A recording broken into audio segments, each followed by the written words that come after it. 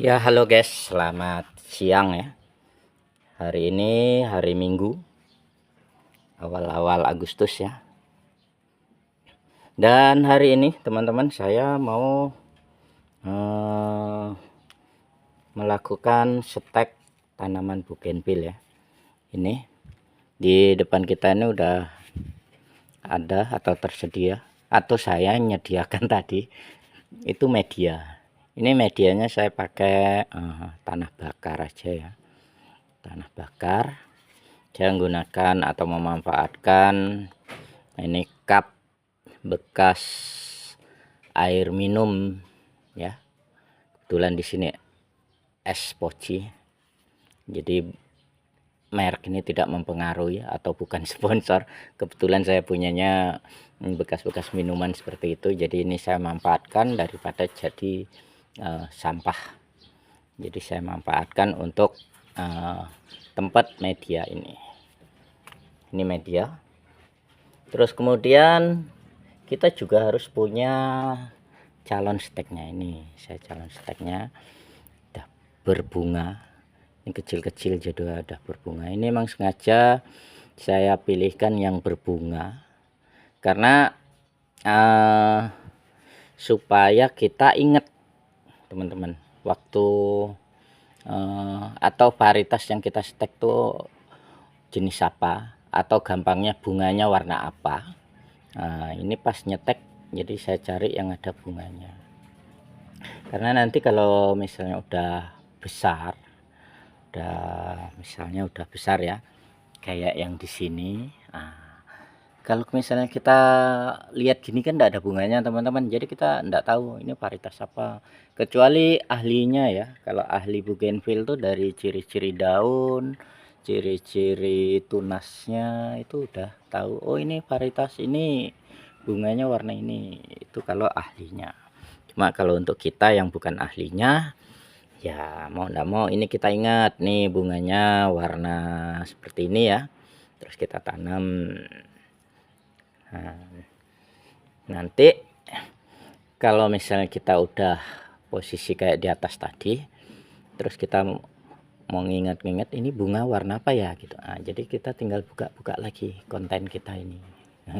Konten yang hari ini akan kita buka setelah beberapa waktu ke depan. Jadi tujuannya mengingatkan kita, oh bunganya warna seperti ini gitu ya teman-teman, seperti ini bunganya gitu. Ini tujuannya teman-teman. Dan kalau kita melakukan stek, kita otomatis harus ikuti aturannya ya teman-teman. Aturannya yaitu kita pilih cabang atau ranting yang sehat. Ini yang sehat ya. Dan juga jangan terlalu tua atau juga jangan terlalu muda. Kalau yang kayak gini kan masih sedangan ya. Katakan tua enggak juga, katakan muda juga enggak. Intinya yang sehat teman-teman, seperti ini. Ini steknya. Terus seperti biasa saya alatnya menggunakan ya kayak karter kayak gini lah. Terus juga ada gunting untuk bantu-bantu apa ya kalau gunting ya, ndandanya misalnya untuk buang-buang daun kayak gini lah ya, itu gunting. Daunnya nih kita kurangin. Nah, kenapa kita kurangin? Supaya dia merangsang pertumbuhan akar kalau daunnya kurang. Dan juga daun ini teman-teman, karena stek itu kan belum ada akarnya.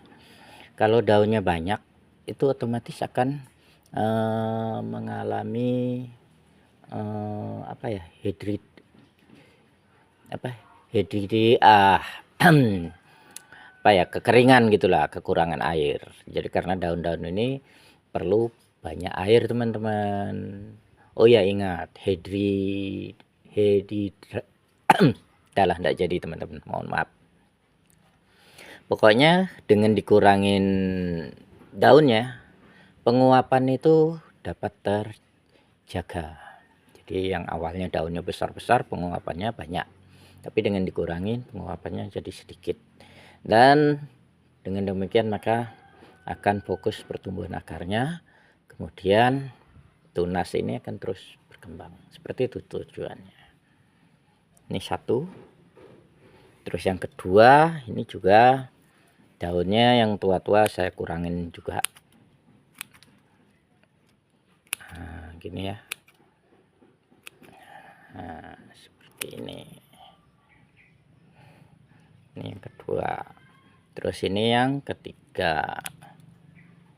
Yang bagian bawah ini tak buang nih tunasnya ini.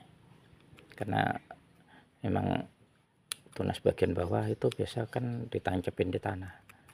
Jadi kalau tumbuh juga nanti kurang bagus.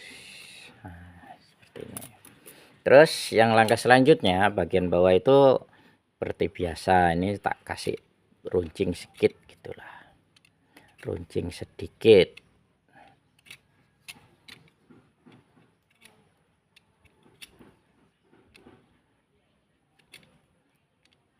Nah, kalau tujuannya supaya akar tuh tumbuhnya di sini, bukan di ujung sini.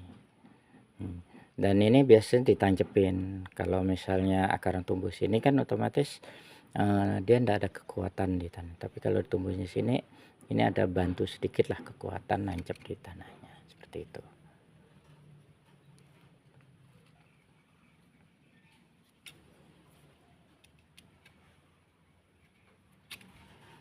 Dan juga kalau diruncingin kayak gini teman-teman, kalau pas kita nancepin, apalagi kalau medianya itu kan kita nggak tahu medianya ya. Tadi kan saya ambil aja dari pinggir jalan tanah bakaran gitu, nggak tahu di situ biasa ada tanah keras atau bahkan ada kaca-kaca bekas pembakaran soalnya kan. Jadi kalau diruncingin gini dia ini tepinya ini tepi ini nih enggak rusak kulitnya, jadi kambiumnya itu enggak terganggu. Ini juga sama, saya kasih runcingan juga.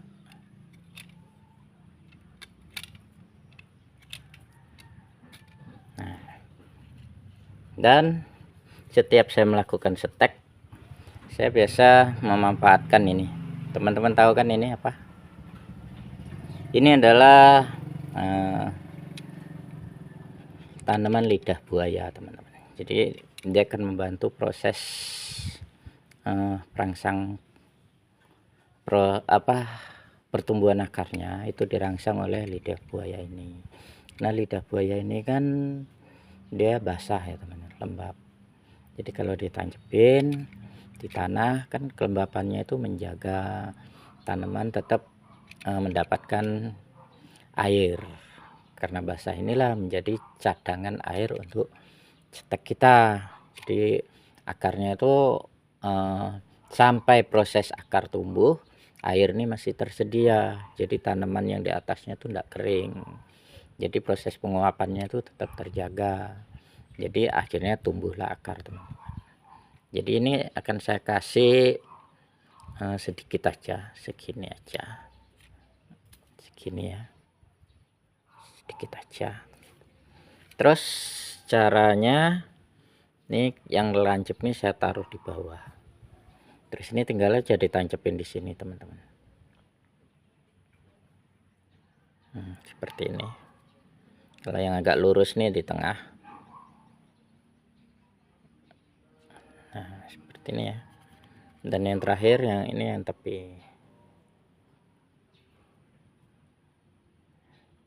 Ya, seperti ini. Cuma ini saya maunya berdekatan yang gini. Jadi ini enggak apa-apa saya buat begini. Nah, seperti ini teman-teman. Oke, kemudian kita lakukan penanamannya di sini ya. Kita buatkan lubang dulu, 2 jari lah, cocokkan 2 jari, dan kita masukkan.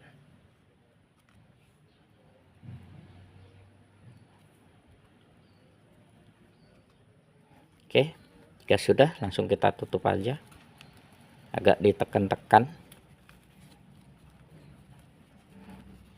Ini tujuannya ditekannya supaya agak padat Dan ketika ada goyang-goyang gitu, batangnya tadi enggak bergoyang, jadi proses pertumbuhan akarnya itu lancar gitu teman-teman. Dan langkah selanjutnya saya akan kasih ini botol ini juga bekas minuman ya, air mineral juga. Ini akan saya fungsikan sebagai sungkup teman-teman.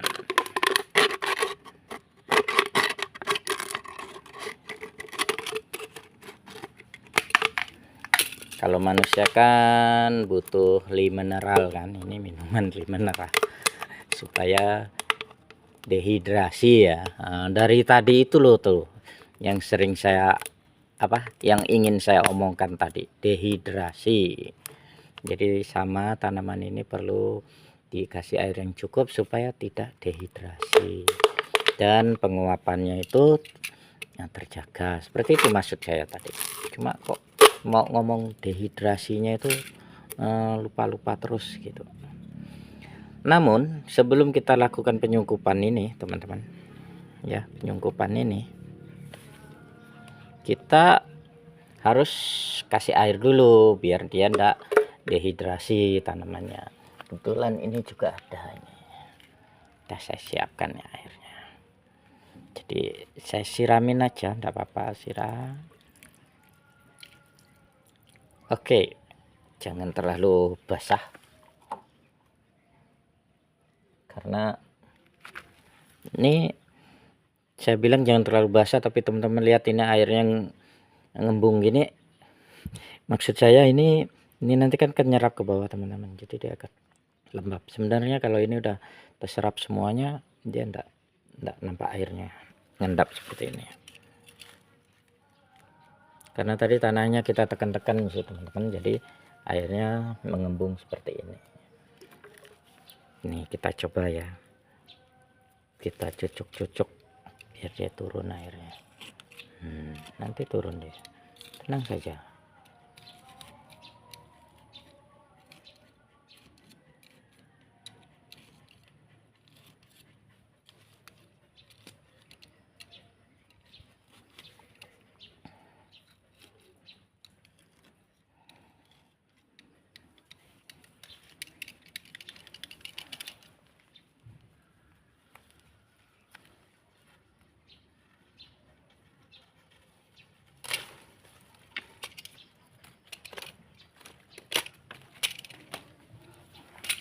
Kita cucuk ya teman-teman biar airnya turun. Kok dia enggak mau turun?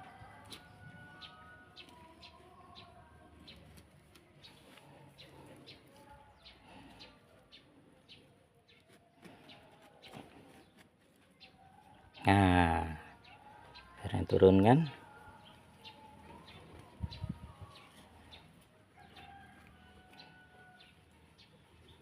Oke, air udah surut. Selanjutnya kita lakukan penyungkupan teman-teman. Ini kita kasih gini.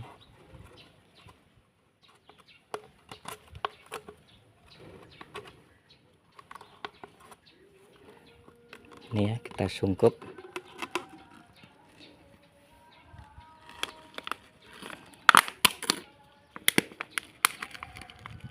Oke, kita sungkup seperti ini teman-teman ya, seperti itu. Ini tanah ini saya taruh tepi-tepinya supaya enggak untuk ganjal aja, supaya enggak mudah tumbang ininya gitu. Terus mungkin juga teman-teman tanya ini tutupnya kenapa masih ada gitu kan. Jadi tutup ini bisa kita buka. Nah gini, ketika kalau misalnya kita mau melakukan penyiraman ya, ini tinggal kita siram di sini, kita isi tanahnya. Nah, seperti itu. Dan ini kita lakukan jika kondisi medianya ini itu kering. Tapi kalau misalnya tidak kering ya tidak perlu gitu teman. Karena kalau kering proses pertumbuhan akarnya akan terhambat itu teman. Makanya kita harus cek 2-3 hari, kita cek, kalau kering ya kita tambahkan air. Kalau misalnya selama sebulan 30 hari ya, di sebulan itu daunnya masih segar, masih hijau, berarti proses setek Anda berhasil gitu teman-teman. Tapi kalau misalnya 4 hari 5 hari udah kering, otomatis proses setek Anda juga tidak berhasil atau gagal seperti itu. Oke teman-teman, ini proses setek yang saya lakukan. Mungkin dengan melalui ini atau yang saya lakukan hari ini itu bisa menginspirasi teman-teman untuk mencoba di rumah. Kalau misalnya teman-teman kepingin punya bunga bougainville atau punya tetangga teman-teman pingin, minta tidak dikasih kan, karena mungkin tetangganya juga punyanya cuma sebatang 2 batang, bunganya bagus, mau teman-teman minta tidak dikasih, tinggal teman-teman minta seperti ini tadi, seteknya kecil-kecil aja. Jadi bisa melakukan di rumah persis dengan yang saya lakukan. Saya tidak mengurangi atau memotong dari video saya, ini full apa adanya. Jadi kalau dilakukan sesuai video ini dijamin itu udah cukup untuk berhasil. Oke teman-teman, untuk menguatkan lagi proses-prosesnya saya lakukan ini, teman-teman bisa lihat itu dari atas sana itu hasil setek semua. Nah, dan bahkan di bawah ini masih proses. Kalau ini umurnya sekitar semingguan lebih, hampir 2 mingguan lah. Ya sekitar 2 mingguan lah ini. Kalau yang di sana itu sekitar seminggu mungkin. Kalau udah ada seminggu. Kalau misalnya belum ya kurang lebih seminggu. Ini yang udah 2 minggu dan ini hari ini. Oke teman-teman, semoga menginspirasi. Dan yang terakhir, setelah kita melakukan setek seperti ini, simpan di tempat yang terlindungi atau tidak kena matahari secara langsung, tetapi tempatnya terbuka ya teman-teman. Nah, ini tempatnya terbuka, jadi saya sembunyikan di sini dia. Nah, jadi di sini terbuka, maksudnya bisa kita lihat setiap hari, dan yang pasti aman dari ayam, dari binatang-binatang dinosaurus atau binatang luar angkasa lainnya. Di sini aman. Jadi proses pertumbuhan akar dan proses setek aman, terkendali. Oke, akhir kata selamat siang, selamat hari Minggu. Yang pasti Tuhan memberkati.